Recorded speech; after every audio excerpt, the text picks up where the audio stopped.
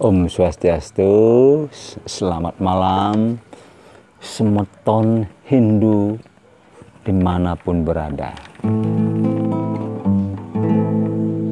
Dalam kesempatan yang berbahagia ini ya, saya ingin membuat sebuah konten ya, yang ingin membahas ya, memberikan masukan, sedikit masukan pengetahuan ya, tentang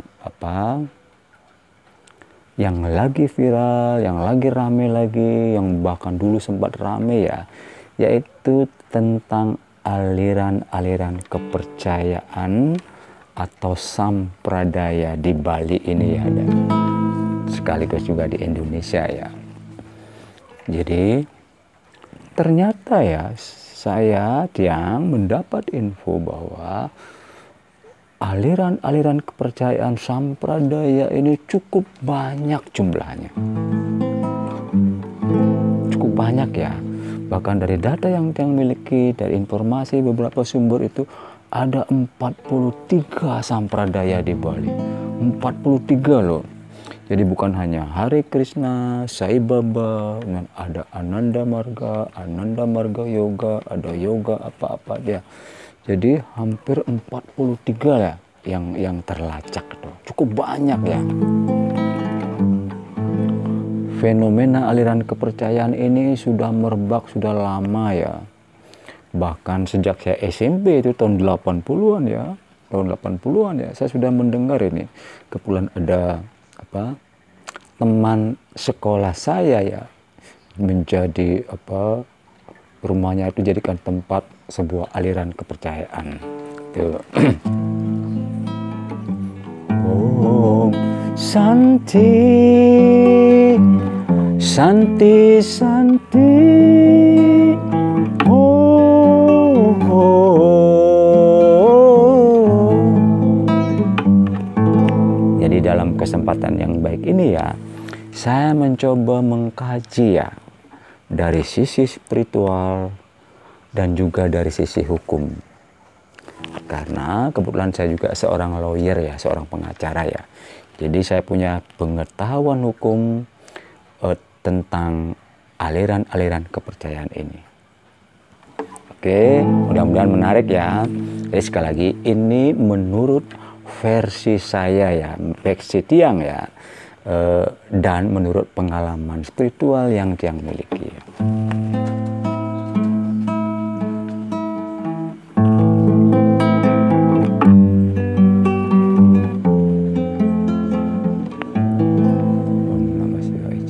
Oke, saya mulai ya. Untuk membahas masalah sampradaya ini ya, masalah sampradaya, aliran-aliran kepercayaan ini dikaitkan dengan agama Hindu ya, agama Hindu terutama Dresta Bali ya. Maka saya mencoba ya memberi batasan-batasan ya, jadi memberi patokan agar pemahamannya mudah dimengerti ya. Jadi batasan yang saya maksud adalah begini, kita harus sepakati dulu ya secara spiritual ya. Dalam spiritual itu ada sebuah patokan dasar ya, bahwa ya patokan dasar adalah Tuhan itu hanya satu, tidak ada yang kedua. Kalau mungkin saya hubungkan dengan Weda ya, saya bukan ahli Weda ya, tapi saya tahu sedikit ya.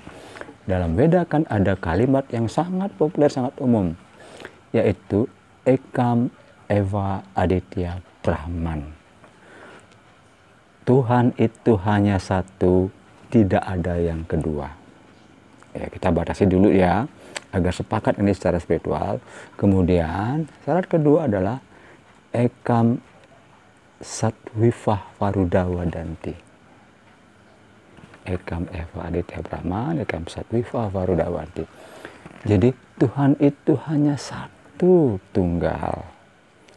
Hanya para bijaksana menyebutkan dengan banyak nama. Nah, ini perlu kita sepakati dulu ya. Jadi perlu kita pahami, kita sepakati dulu bahwa Tuhan itu hanya satu. Ekam, ya, ekam, satu. Hanya para bijaksana menyebutkan dengan banyak nama. Rasanya mudah ya memahami ya. Karena apa? Fakta ya, secara logika fakta kita tahu bersama bahwa sebutan Tuhan itu memang banyak. Seperti misalnya di negara-negara barat disebut God atau God ya, God. Lalu di Jepang itu karena dia memuja dewa matahari ada namanya ya. Kemudian di Jawa misalnya ada Sang Hyang Tunggal, Sang Hyang Wenang ya, kita juga di Hindu ya. Kemudian di Bali ada kita menyebut dengan Ide Sang Hyang Widi. Kemudian di agama lain mungkin ada sebutan-sebutan lain. Jadi kita sepakati dulu ya, kita batasi dulu bahwa sekali lagi Tuhan itu hanya satu, tidak ada yang kedua, hanya sebutan para bijaksana lah sesuai tempat ya, sesuai tempat, sesuai keyakinan masing-masing. Itu dulu batasannya. Kemudian kita batasi juga bahwa ide Sang Hyang Widi atau Tuhan itu ya, mungkin dalam istilah Weda disebut ada Sintia atau apa ya, tak terpikirkan ya. Jadi Tuhan itu, ide Sang Hyang Widi itu meliputi segalanya. Jadi dia sudah meliputi segalanya ya. Tuhan itu meliputi segalanya. Dia tak terpikirkan, kemudian dia tak terbakar oleh api. Kan ada sifat-sifat Tuhan ya, kita tahu bersama. Jadi kita harus sepakat dulu bahwa Tuhan itu maha segalanya. Jadi Tuhan itu meliputi segalanya. Jadi Tuhan itu meliputi segalanya. Tuhan itu hanya satu, hanya para bijaksana menyebut dengan banyak nama. Tuhan itu tak terpikirkan. Mudah ya, kayaknya mudah ya, itu paham ya. Nah, kemudian kalau dikaitkan sekarang dengan aliran-aliran kepercayaan atau sampradaya. Om Santi, Santi, Santi, ho, ho.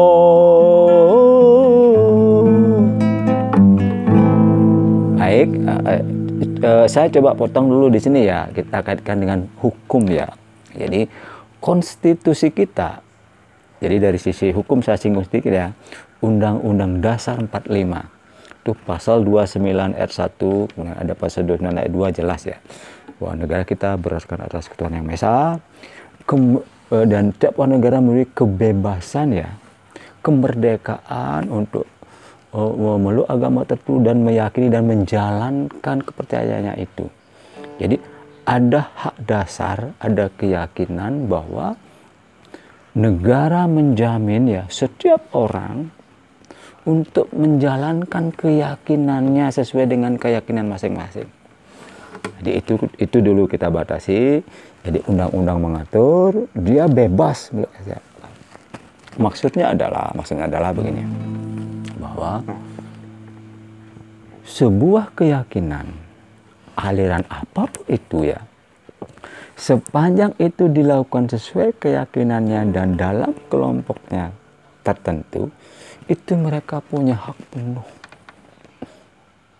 Jadi mohon maaf semeton Hindu, semeton Bali, semeton Hindu dimanapun berada, bahwa jangan sampai ya, sekali lagi kita seolah-olah merasa diri. Saya kebetulan penganut Hindu Bali ya, dari Bali. Jangan seolah merasa bahwa Hindu Bali ini adalah yang paling benar. Jadi sekali lagi ya, jangan pernah merasa atau berpikir bahwa keyakinan kita adalah yang mutlak paling benar, paling sempurna. Itu kurang tepat ya. Jadi jangan juga pernah mengatakan misalnya ada info bahwa Hare Krishna itu sesat. Ampunan, benar. Sai Baba itu begini, ini itu begini, ini tidak sesuai dengan ini. Ya. Masalah keyakinan, lagi ya, masalah keyakinan adalah masalah pribadi, masalah personal, Oke, yang tanggung jawabnya adalah lurus vertikal kepada Tuhan. Nah, baik ya, itu undang-undangnya jelas bahwa setiap orang boleh memiliki keyakinan apapun. Dan negara menjamin itu. Ya, tidak keliru ya, karena kemarin kita yang dengar itu ada di beberapa desa adat itu melakukan eksekusi, menutup, kemudian melarang orang melakukan keyakinannya. Mohon maaf ya, secara hukum itu kurang tepat. Karena negara menjamin, undang-undang tertinggi konstitusi ya. Nah, sekarang dari sisi spiritual ya. Om Namah Shivaya. Om Namah Shivaya. Kebetulan Ampura Tiang Bhakta Siwa, saya pemuja Siwa. Jadi saya yang akan coba kaitkan sampradaya ini dengan Hindu Bali dengan Siwa juga ya. Baik. Untuk bisa paham ya secara spiritual ya, di mana posisi sampradaya, di mana posisi pemuja Siwa, di mana posisi pemuja Wisnu, di mana posisi pemuja Waisiwa, di mana posisi pemuja Krishna, pemuja Wisnu, pemuja Brahma itu.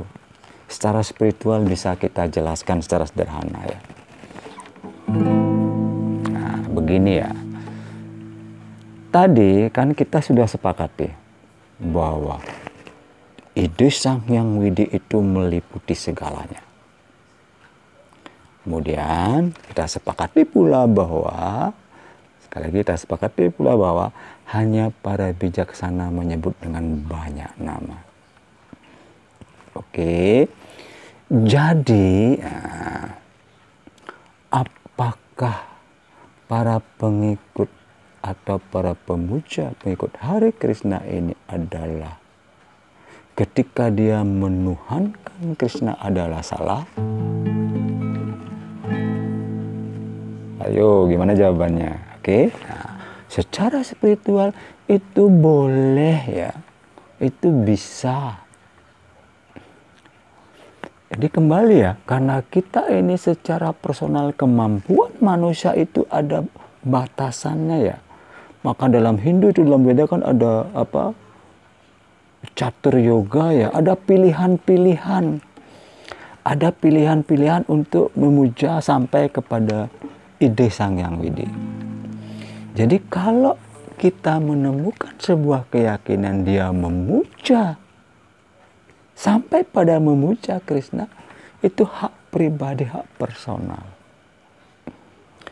Seperti sejarah kan menunjukkan ya, kalau saya pelajari sejarah ya, di India ya, saya pernah berkomunikasi, bertemu seorang spiritual tingkat tinggi dari India, seorang profesor ya. Jadi di India itu ya, sampai sekarang dari dulu itu pemahaman terhadap kitab suci Weda, pemujaan terhadap Tuhan itu berbeda-beda. Jadi juga ada beberapa aliran. Jadi ada yang memuja Siwa, ada yang memuja Wisnu, memuja Brahma, bahkan ada yang memuja Yudhistira, memuja Arjuna, memuja Krishna, memuja Anoman. Itu boleh ya, sekali lagi boleh ya. Nah, boleh atau bisa. Sesuai dengan kemampuan spiritual yang dia miliki. Jadi kembali kepada suatu keyakinan kembali kita kepada suatu keyakinan bahwa setiap orang ya punya pengetahuan yang berbeda-beda, punya kecerdasan spiritual yang berbeda-beda.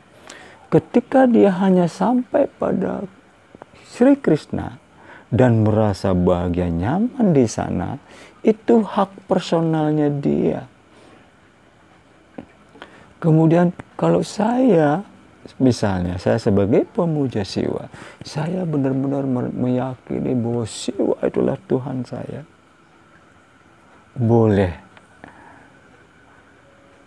Dia seorang pemuja Wisnu. Boleh. Dia pemuja Brahma. Boleh. Dia pemuja Yudhistira, pemuja Rama. Boleh. Ini lagi ya. Boleh ya. Boleh. Nah, apakah para pemuja-pemuja itu benar? Nah, sekarang kata benar ini kita garis bawahi ya. Jadi dalam spiritual ya, ini penting sekali ya. Kebenaran itu, kebenaran yang hakiki, kebenaran yang mutlak, kebenaran yang absolut itu hanya milik Tuhan yang Maha Kuasa, milik Ide Sang Hyang Widi. Jadi yang berhak menilai seorang itu benar atau salah dalam melakukan keyakinannya adalah hanya Ide Sang Hyang Widi.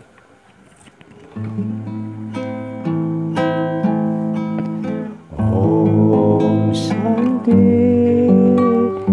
Santi, Santi.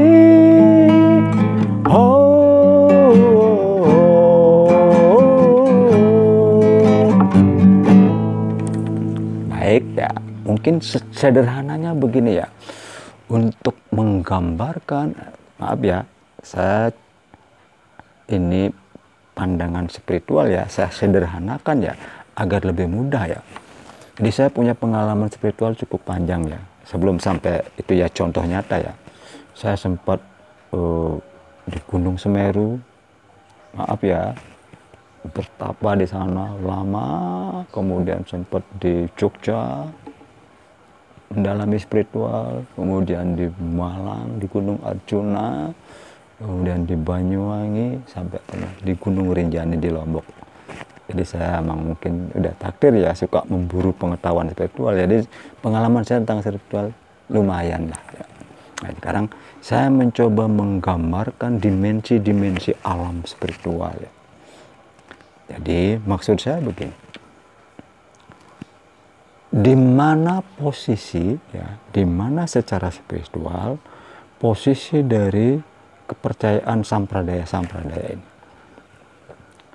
Jadi kemudian di mana posisi Hindu Bali. Ini penting ya untuk memberikan pemahaman pada generasi muda ya.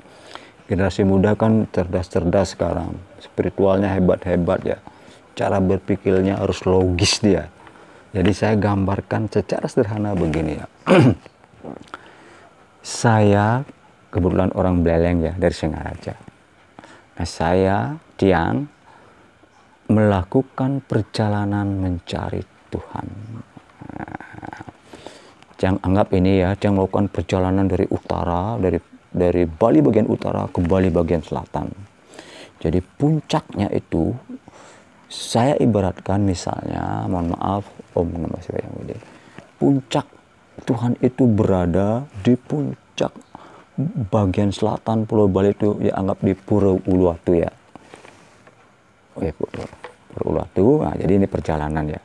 Jadi orang Bali, orang Hindu ya, Hindu Bali terutama ya, dari perjalanan sejarahnya dari India kemudian ke Kalimantan Timur ya, di Kutai, kerajaan Mula Warman itu. Jadi perjalanan Hindu Bali ya. Kemudian Jawa Barat, Tarumanegara. Kemudian ke Mataram, Mataram kuno ini di Jawa Tengah. Kemudian ada dari Mataram itu Singosari, kemudian Mojopahit ya.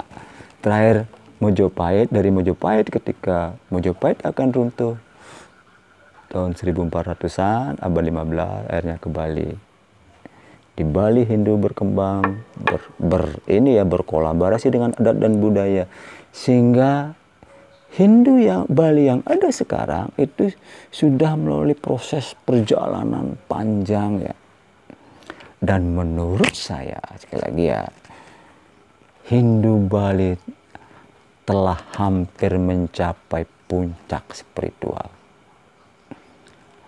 puncak spiritual, jadinya Hindu Bali itu sudah sampai di Pulau Uluwatu. Sudah sampai dia. Karena kita lihat ya dari jadi tahapan-tahapan ritual Hindu Bali, kita pahami bersama ya. Kita harus berterima kasih kepada para orang tua kita dulu ya, para leluhur kita. Bagaimana kita telah sampai pada puncak pencapaian sebuah keyakinan. Kenapa saya bilang begitu? Dari misalnya Puja Trisandi ya. Jadi saya harus memberikan penghormatan yang tinggi kepada guru-guru kita yang sampai bisa menciptakan sebuah mantra Puja Trisandi ini. Dari bait pertama, bait kedua sampai kelima itu benar-benar menunjukkan secara spiritual ya, bagaimana digambarkan dalam Nadwitya Astika, Tuhan itu hanya kita sudah sampai pada puncak pemujaan. Kemudian setelah memuja Tuhan, baru kita memuja para dewa. Jadi memang dimensi alam spiritual itu seperti itu, ada tingkatan-tingkatannya. Jadi Hindu itu saya katakan sudah sampai pada puncak ya, pada puncak keyakinan spiritual adalah ketika kita benar-benar bertahap ya, dari memuja leluhur, kemudian memuja Betara, kemudian memuja para dewa, kemudian baru sampai memuja Ide Sang Hyang Widi. Kita tahu bersama juga ya, dalam Panci Sembah kan kita sudah tahu bersama ya, mungkin tidak perlu kita jelaskan ya. Pertama Atma, menyucikan diri kita, kemudian baru memuja Tuhan, memuja Om Nama Dewa ya, memuja para dewa, baru ucapan terima kasih. Jadi kita harus memberi apresiasi penghormatan yang tinggi kepada para sesepuh Bali terdahulu ya. Bapak Profesor Dr. Ide Bagus Mantro, Bapak Ide Bagus Sugriwo dan kawan-kawan yang bagaimana saat itu berjuang untuk menjadikan Hindu Bali ini sebuah agama saja begitu sulit. Saya baca ya referensi sejarah bagaimana sampai Hindu itu diakui sebagai Hindu Bali ya, diakui sebagai sebuah agama saja begitu sulitnya. Padahal ini menyangkut keyakinan ya. Tapi melalui proses panjang, nah, sesuai dengan syarat-syarat yang saat itu ya, tahun 5862 itu ya, 4 tahun itu para orang tua kita berjuang ya. Harus punya kitab suci udah, kemudian harus punya cara yang seragam, harus punya lambang akhirnya. Sekali lagi ya, kita ibaratkan ya, kita ulangi ya, bahwa perjalanan saya dari Singaraja, dari Beleleng untuk menuju Tuhan di yang berada, kita ibaratkan secara sederhana biar gampang ya, sampai di Uluwatu itu Hindu Bali sudah sampai di sana. Oke, paham ya, sudah sampai di sana karena dari menyembah leluhur, kemudian menyembah Betara, menjambah Betara Kawitan, menyembah para dewa, baru sampai pada menyembah Tuhan. Menurut kajian spiritual saya ya dan teman-teman, bahwa kita sudah mencapai puncak sebuah keyakinan. Nah sekarang coba kita bandingkan dengan sampradaya-sampradaya ini ya. Jadi sekali lagi ya, saya tidak bermaksud untuk menyalahkan, saya tidak bermaksud untuk mengecilkan arti, saya tidak bermaksud untuk menyatakan Hindu yang paling benar, tidak. Ini menurut pandangan spiritual saya ya. Jadi kita Restu Bali ini sudah sampai pada puncak pemujaan Ide Sang Hyang Widi. Kemudian kenapa kita harus mundur ke belakang ya? Sudah sampai di Uluwatu, kenapa kita harus mundur lagi ke Jimbaran, ke Kute, kemudian ada yang ke Mengui. Dalam arti ya,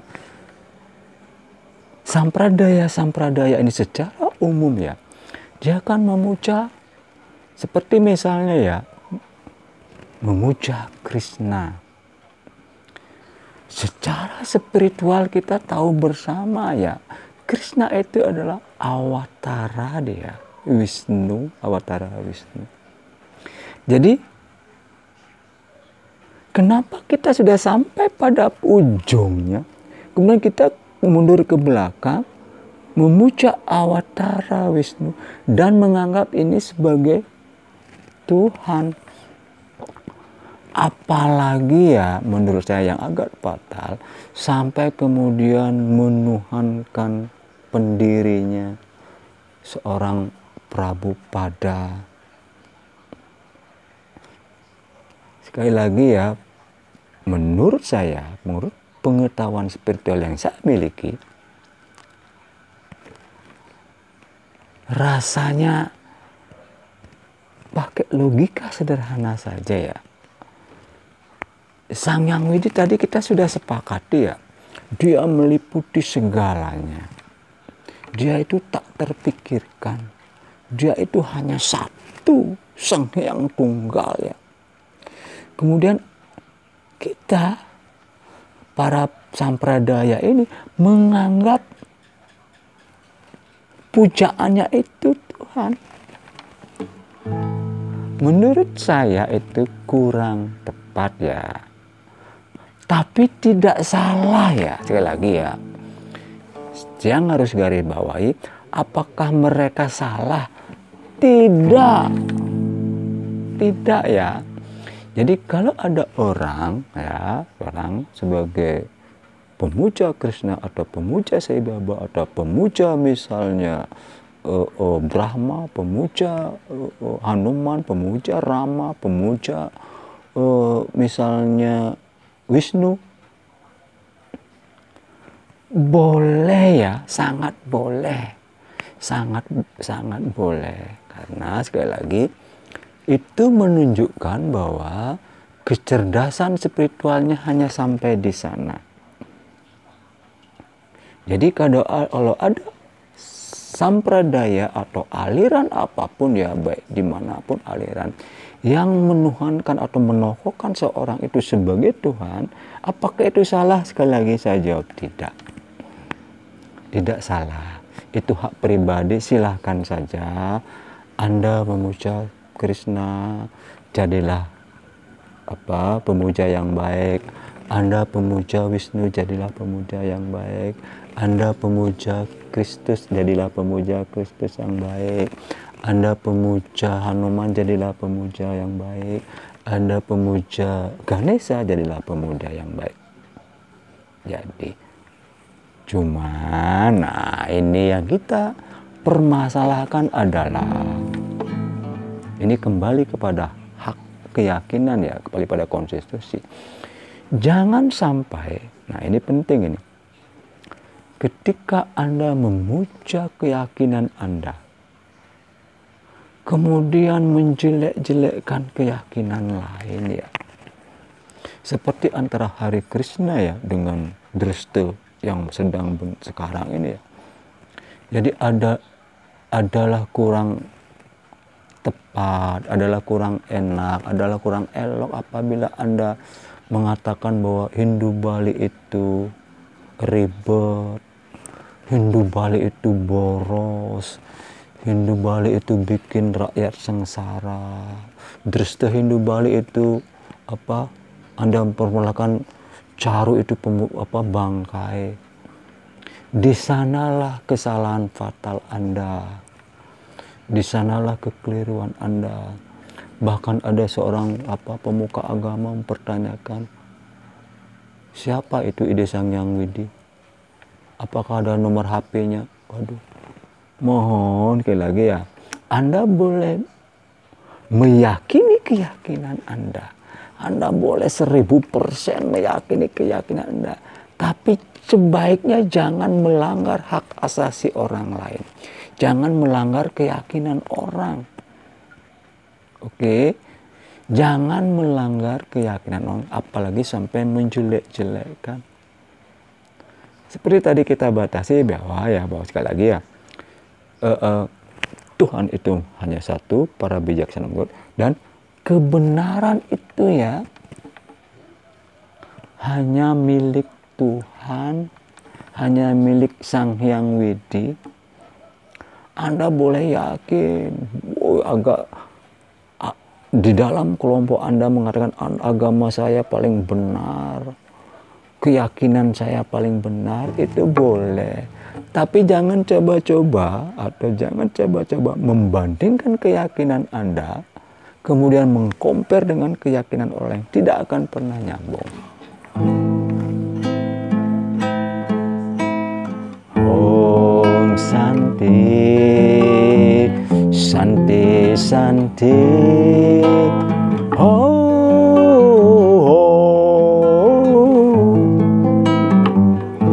Sudah cukup lama ya, sudah 31 menit nih ya. Tapi saya coba tambahkan lagi. Seperti tadi ya. Jadi jika diibaratkan secara sederhana, perjalanan mencari Tuhan itu sampai di Uluwatu ya. Jadi pertama ya, dari Singaraja ada gate-gate itu. Kalau saya ibaratkan dalam dimensi alam ya, kemudian saya sedikit paham ya.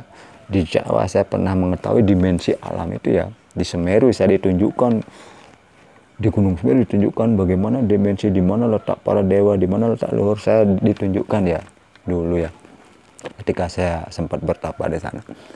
Jadi kita misalnya ibaratkan ya di gate-gate ya, Anda menyembah leluhur boleh, kemudian menyembah roh suci ya, bertaruh itu boleh, kemudian menyembah para nabi boleh, menyembah para malaikat boleh, kemudian sampai di Mengui itu menyembah Betara Kawitan ya, di Beringkit itu boleh. Kemudian naik lagi sampai ke Kuto, Anda menyembah para dewa boleh. Tapi jangan lupa ya, sekali lagi ya, puncak pemujaan kita itu adalah di Uluwatu. Puncaknya itu di sana. Dresta Hindu Bali sudah sampai di sana. Pemujaannya itu sudah, menurut saya sudah mendekati sempurna ya. Kenapa Anda harus balik lagi ya? Kenapa Anda harus balik lagi, harus memuja atau mendewakan atau menokohkan seorang ya? Seperti misalnya, mohon maaf ya, Prabupada, Anda menuhankan seorang Prabupada. Menurut saya kurang tepat ya, saudara-saudaraku, adik-adikku. Nah, jadi sekali lagi ya, kembali bahwa dimensi alam spiritual itu sudah jelas ya. Mungkin bagi Anda yang sedikit punya kecerdasan spiritual ya, begitu ada dimensi-dimensi alam. Ada tingkatan-tingkatan alam. 7 ke atas dan 7 ke bawah. Dan setiap tingkatan itu juga ada dibagi-bagi lagi. Jadi saya sebagai penganut Hindu Bali, kemudian sebagai pemuja Bakta Siwa, walaupun saya setiap saat memuja Siwa, tapi saya tetap pertama, sebelum saya memuja Siwa, saya tetap memuja Ide Sang Hyang Widi dahulu.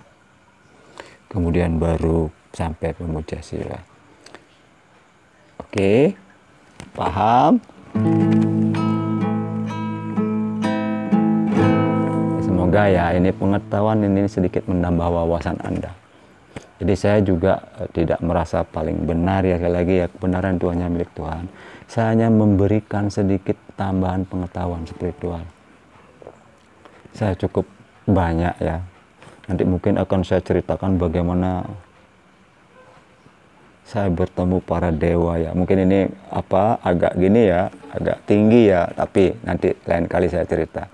Bagaimana perjumpaan dengan para roh suci, dengan para dewa. Wah, seru sekali saudara-saudaraku. Jadi Jadi perjalanan spiritual saya sudah cukup panjang ya, sampai hari ini pun saya masih berpuasa. Saya sudah menjalani puasa itu hampir 37 tahun. Nggak ngerti ya kenapa saya suka berpuasa, mungkin sudah jalannya ya. Dalam rangka untuk membersihkan diri, dalam rangka untuk membersihkan hutang-hutang karma masa lalu saya. Oke, kembali ke topik ya tadi. Dari segi hukum jelas, setiap orang, setiap warga negara Indonesia mempunyai hak penuh, hak kemerdekaan penuh untuk menjalankan keyakinannya. Tapi hak asasi Anda untuk menjalankan keyakinan itu dibatasi oleh hak asasi orang lain. Jadi Anda boleh meyakini sebuah keyakinan sepanjang dalam rel atau kelompok Anda, silahkan. Tapi ketika Anda mulai keluar menghina sampai itu, Anda sudah salah. Anda sudah berhadapan dengan hukum.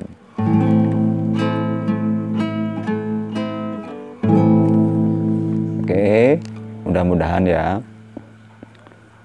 Sebenarnya lebih enak kalau dialog ya. Mungkin nanti bagi teman-teman, saudara-saudara, sahabat-sahabat sebelum Hindu yang ingin bertanya, mungkin dalam kolom komentar ya saya akan jawab.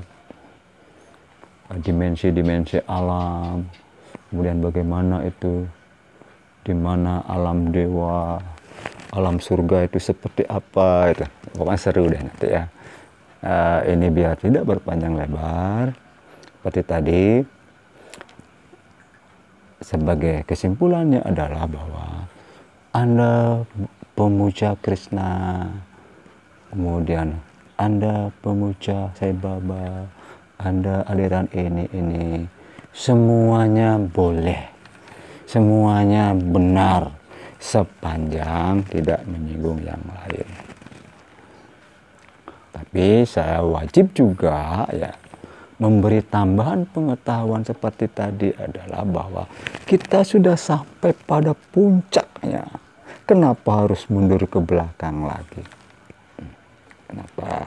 Nah, jadi memang sekali lagi semuanya tergantung pada pribadi masing-masing ya.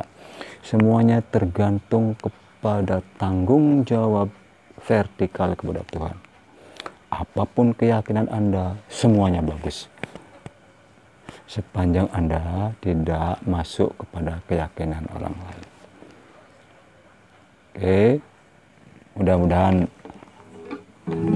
sedikit menambah pengetahuan ya spiritual buat Anda. Oke, sampai jumpa lagi ya. Saya akhiri dengan ucapan mohon maaf kalau ada yang salah, mohon maaf karena saya juga manusia biasa. Yang akhiri dengan ucapan Om Santi, Santi, Santi. Oh.